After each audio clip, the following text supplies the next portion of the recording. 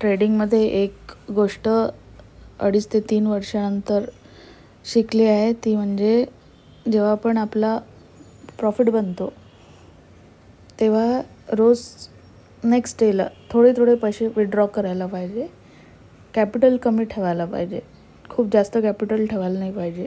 म्हणजे जर एखाद्या दिवशी आपला लॉस होतो तर आपल्या अकाउंटमधले जास्त पैसे जात नाही. पण कॅपिटल एवढा पण पाहिजे की तुमच्या बेसिक्स ट्रेडिंगसाठी अवेलेबल पाहिजे तेवढा कॅपिटल. तर आता हे जे पिक्चर आहे ना, इथे असं दाखवलं गेलं आहे की मोबाईलमधनं कॉईन जे आहे ते घरात चाललेले आहे आणि हे कॉईन्स थोडे करून चाललेले आहे. म्हणजे खूप जास्त हे कॉईन्स नाही चालले, थोडे करून चालले. याचा अर्थ असा आहे की ट्रेडिंगमध्ये जो पैसा आहे तो हळूहळू बनतो, एकदम खूप फास्ट नाही बनत. पण जो पण बनतो तो आपल्याला काढून आपल्या घरात टाकायचा आहे. पण हा जो कॉन्सेप्ट आहे घरात टाकण्याचा लोक विसरून जातात. तर इथे आता मी विड्रॉ करत आहे. खाली तुम्ही बघू शकता 10%, 16% असं येतं. पण जर आपल्याला अमाऊंट टाकायचं असलं तर आपण असं टाकू शकतो.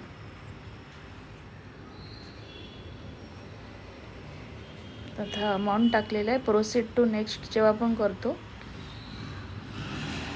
जे पण आपलं बँक खातं आहे त्याच्यामध्ये हे ऑटोमॅटिकली जमा होऊन जातं.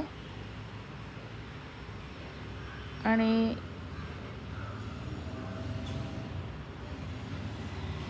इथे एक मेसेज आला आहे, कॅन्सल विड्रॉल इन 47 सेकंड. जर आपल्याला कॅन्सल करायचं असलं, कॅन्सल नाही केलं तर मग ते कॅन्सल नाही होत.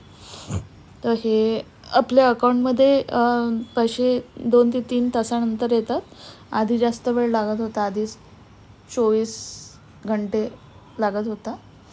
तर जेवढं पण तुम्ही रोजचं डे ट्रेडिंग करता, जसं 5,000 पासनं किंवा 2,000 जरी तुम्ही दिवसाचे बनवले तर ते तुम्ही विड्रॉ करा.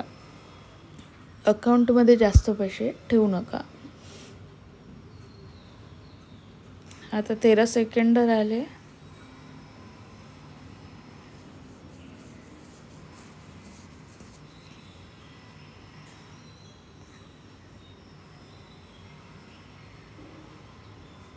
आता आपण जर चेक विड्रॉल स्टेटस केलं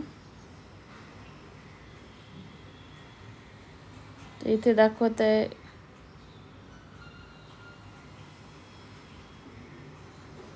बँक हॉलिडेजला विड्रॉलला डिले होईल आणि विड्रॉल रिक्वेस्ट इज पेंडिंग असं दाखवत आहे.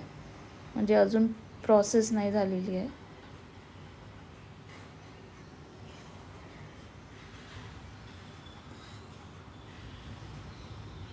तर या प्रकारे आपल्याला विड्रॉ करायचं.